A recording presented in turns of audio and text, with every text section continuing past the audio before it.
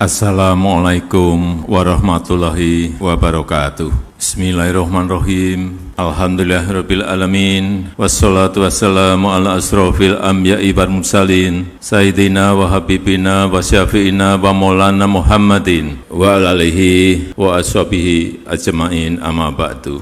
Saya ingin sampaikan kepada seluruh keluarga besar Nahdlatul Ulama, ya ayyuhan nahdawiyun, idza huyyitum bi tahiyyatin fahayyu bi ahsana minha aw rudduha. Insyaallah Nahdlatul Ulama juga tidak akan pernah jauh-jauh dari Insinyur Haji Joko Widodo. Polda Metro Jaya kini tengah mengusut dugaan pemerasan yang diduga dilakukan pimpinan KPK Firly Bahuri dalam penanganan dugaan korupsi di Kementerian Pertanian. Kini beredar surat panggilan pemeriksaan ajudan dan sopir mentan oleh Polda Metro Jaya atas dugaan pemerasan oleh pimpinan KPK. Surat permintaan keterangan yang ditandatangani Direktur Kriminal Khusus Polda Metro Jaya Kombes Ade Safri Simanjuntak ditujukan kepada ajudan Menteri Pertanian Panji Haryanto dan sopir mentan Heri. Surat menyatakan pemeriksaan terhadap keduanya dalam rangka penyelidikan dugaan pemerasan oleh pimpinan KPK terkait penanganan perkara di Kementerian Pertanian. Dalam surat tersebut, ajudan dan sopir Menteri Syahrul Yassin Limpo diagendakan diperiksa pada 28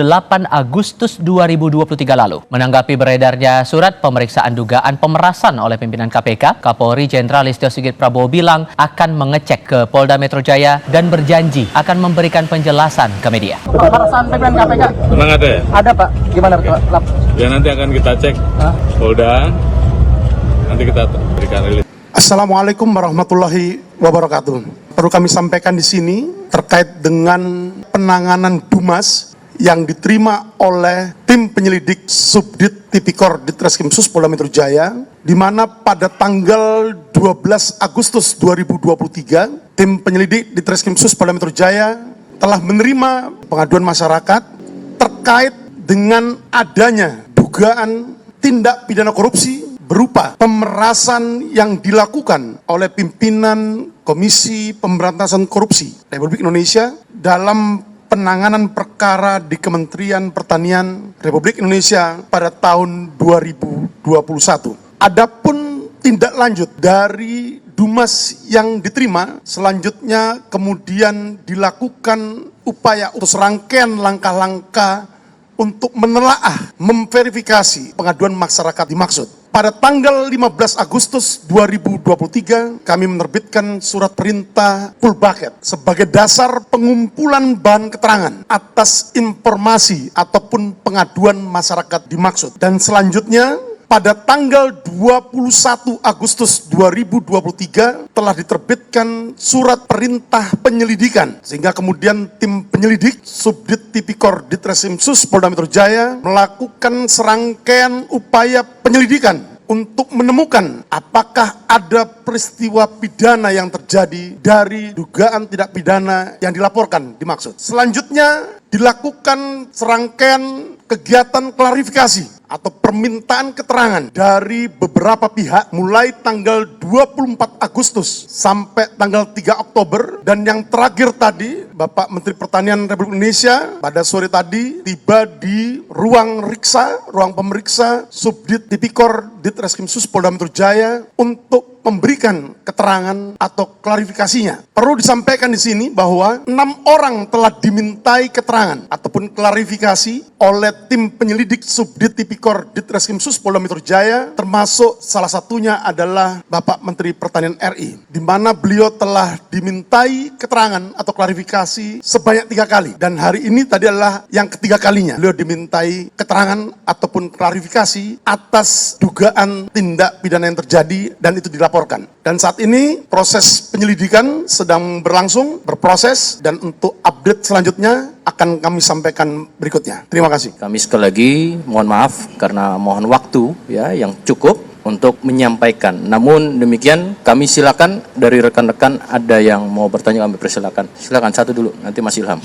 Tadi kan sudah disebutkan ada 6 orang yang sudah diperiksa termasuk Menteri Pertanian SYL. Nah 5 orang lainnya ini siapa? Apakah memang sopir atau ajudan dari SYL? Sisanya ini siapa saja Pak? Bisa dijabarkan? Terima kasih. Izin Pak, ada 2 pertanyaan. Yang pertama, terlapornya itu pimpinan KPK atau Firly Bahuri ya Pak ya? Pertanyaan kedua, kronologi dugaan pemerasan itu seperti apa Pak? Informasinya tuh Mentan tuh diminta sejumlah uang sebanyak 3,5 miliar oleh Firly, tapi si Mentan tuh hanya sanggup membayar 1 M. Silakan Pak, kronologinya apa benar itu Pak? Setelah terbitnya surat perintah penyelidikan pada tanggal 21 Agustus 2023, kemudian tim penyelidik mulai melakukan undangan klarifikasi terhadap 6 orang sampai saat ini yang sudah kita mintai keterangan maupun klarifikasinya, dan salah satunya adalah Menteri Pertanian Republik Indonesia, dan 5 orang lainnya diantaranya adalah driver maupun ADC beliau. Sedangkan untuk pendumas atau yang melayangkan pengaduan masyarakat yang diterima tanggal 12 Agustus tahun 2023, kami menjaga kerahasiaan daripada identitas pelapor karena ini untuk kepentingan perlindungan maupun efektivitas terhadap kegiatan penyelidikan yang saat ini kami lakukan. Terkait dengan beberapa pertanyaan, apakah materi atau seputar materi apa yang dimintai keterangan dalam proses penyelidikan yang telah dilakukan oleh tim penyelidik Subdit Tipikor Ditreskrimsus Polda Metro Jaya, mohon maaf ini masih menjadi konsumsi internal penyidik karena kita masih berproses. Saya kira kita bisa saling menghormati proses penyelidikan yang saat ini sedang dilakukan. Terima kasih. Yang pertama, memang kita memahami tentang beberapa informasi yang beredar. Tentu saya ingin katakan bahwa apa yang menjadi isu sekarang tentu kita juga harus pahami. Namun demikian kita juga menyampaikan bahwa hal tersebut tidak benar dan tidak pernah dilakukan oleh pimpinan KPK. Kalaupun ada konfirmasi yang bertanya tadi kepada melalui WA, saya ingin katakan itu tidak benar. Beberapa waktu lalu saya cek dengan Mas Ali, beberapa kali terjadi penyalahgunaan foto maupun picture yang mengatasnamakan, ada berapa kali mengatasnamakan pimpinan, menghubungi beberapa kepala daerah, bahkan menteri, bahkan anggota DPR RI pun pernah. Ya, saya tidak tahu siapa yang melakukan itu dengan meminta segala sesuatu. Pak Ali sudah pernah menyampaikan waktu itu. Yang berikutnya, kami juga ingin sampaikan bahwa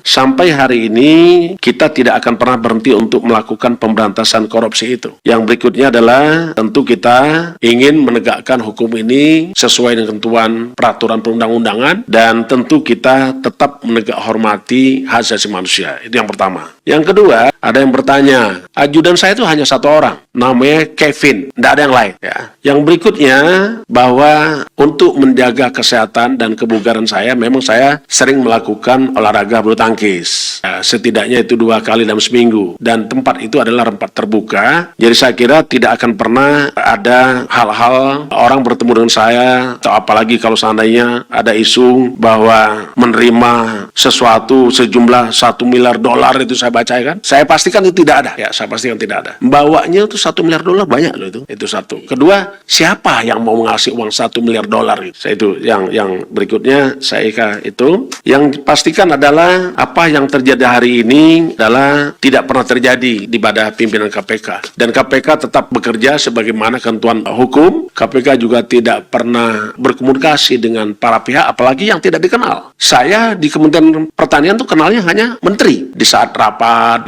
terbatas maupun sidang kabinet paripurna. Bahkan ada waktu itu saya selalu bicara dengan para menteri sebelum sidang kabinet paripurna itu diambil fotonya, tidak ada. Jadi saya kira apalagi kalau pejabat di bawah menteri saya tidak ada yang kenal. Jadi saya pastikan bahwa kami tidak pernah melakukan hubungan dengan para pihak apalagi meminta sesuatu atau disebut dengan pemerasan. Saya yakin itu adalah tidak pernah dilakukan sesuai dengan yang dituduhkan. Saya kira itu. Terima kasih. Wassalamualaikum warahmatullahi wabarakatuh. Sampurasun, salam sejahtera. Sebagaimana biasa, hari ini kita akan sedikit memberikan apresiasi.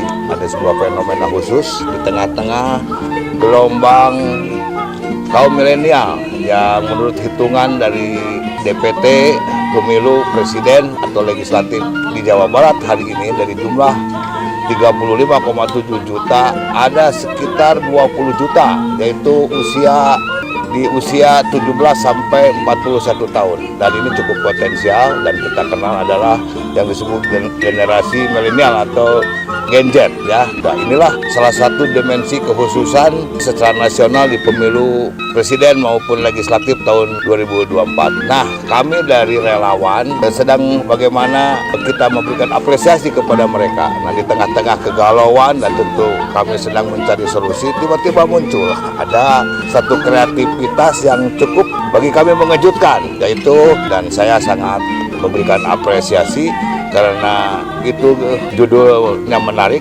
yaitu sebuah lagu spontan yang digagas atau dipersembahkan oleh anak-anak muda ya kaum milenial itu, dan mereka berprofesi bukan hanya sebagai musisi, tentu punya latar belakang seperti itu, tapi juga dia adalah seorang kreatif di bidang. Assalamualaikum. Waalaikumsalam. Rasul, Ya. Pak, sehat. Kang Alden ini. Coba gimana tuh lagunya tuh?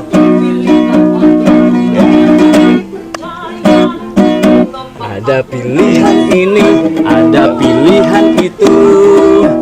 Aku pilih ini. Ini tuh ini ya. Iya betul. Kasih, tapi yang ini asli. Pasti pilih ini. Dari rakyat kecil, jelas pilih ini. Sampai rakyat besar, pasti pilih ini.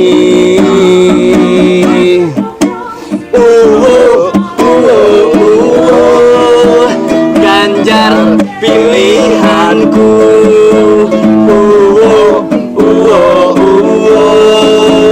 Ganjar presidenku. Oh yeah, oh yeah, oh yeah. Ganjar paling oke. Oh yeah, oh yeah, oh yeah. Presiden yang kece.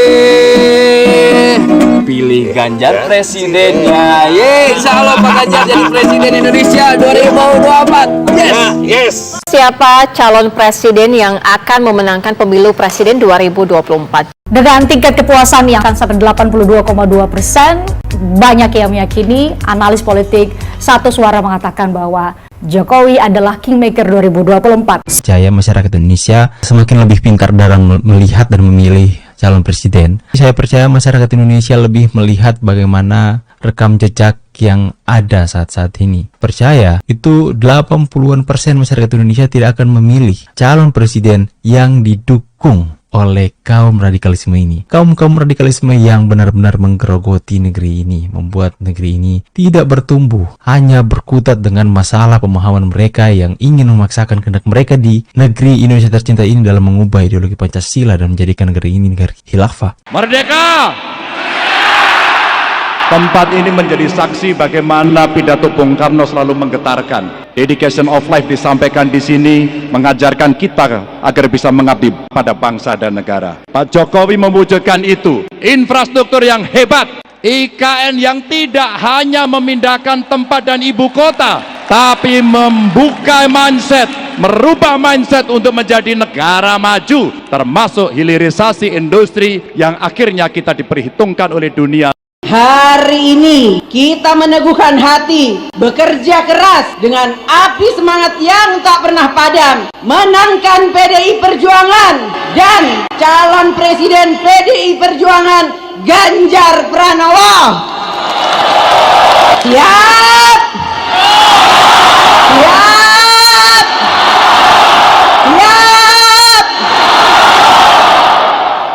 Seperti Mbak Puan tadi sampaikan, itu juga Bapak Ibu yang mesti kita pertahankan, kita lanjutkan. Namun itu tidak bisa terlaksana kalau kita tidak menang hat-trick besok pagi. Bapak Ibu, itu tidak akan terwujud kalau kita tidak kompak. Maka pesan Bu Mega kepada kita semuanya, agar kita bisa bersatu, kita berdiri seteguh karang yang tetap tegar dalam gempuran-gempuran ombak sekeras apapun. 2013 lalu, pemilihan Gubernur Jawa Tengah, PDI Perjuangan dan Ganjar Pranowo memenangkan itu. Dan itu di bawah pimpinan Mbak Puan.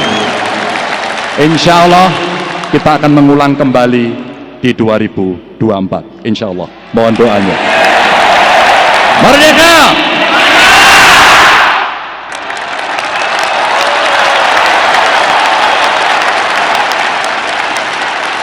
Semoga Allah senantiasa menuntun kita di jalan yang diridhoinya. Aku qouli hadza, astaghfirullah li wa lakum. Wassalamualaikum warahmatullahi wabarakatuh.